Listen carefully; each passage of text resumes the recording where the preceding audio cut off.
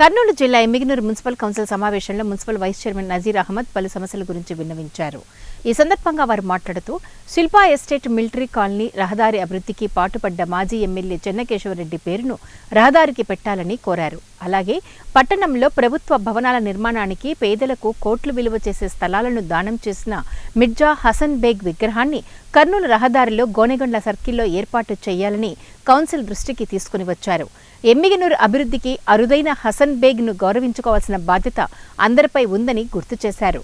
ప్రస్తుతం మున్సిపాలిటీ కానీ కూరగాయల మార్కెట్, సాలార్ వాటర్ వర్క్స్, ఎద్దుల మార్కెట్, స్టేడియం తదితర నిర్మాణాలకు ఆయన స్థలాలు ఇచ్చారని ఆయన పేరును పెట్టాలని కోరారు.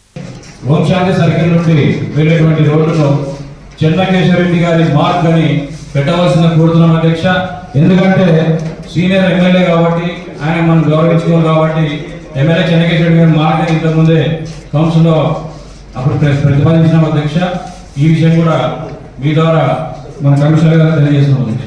అలాగే గోనెగొండ బైపాస్ రోడ్లో ఉన్నటువంటి సర్కిల్లో మనం డెవలప్మెంట్ చేసుకున్నాం అధ్యక్ష. అక్కడి నుండి మా మైనార్టీ వాళ్ళని ప్రారంభం అవుతుంది అధ్యక్ష.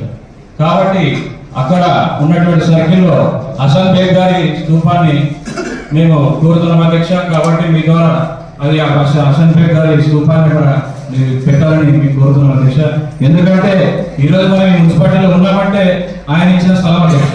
అలాగే ఇక్కడ కూరగాయల మార్కెట్ అయితేనేమి గతంలో ఎన్నో స్థలాలు, ఎన్నో విలువైన కోట్ల స్థలాలను ఇవ్వడం జరిగింది అధ్యక్ష.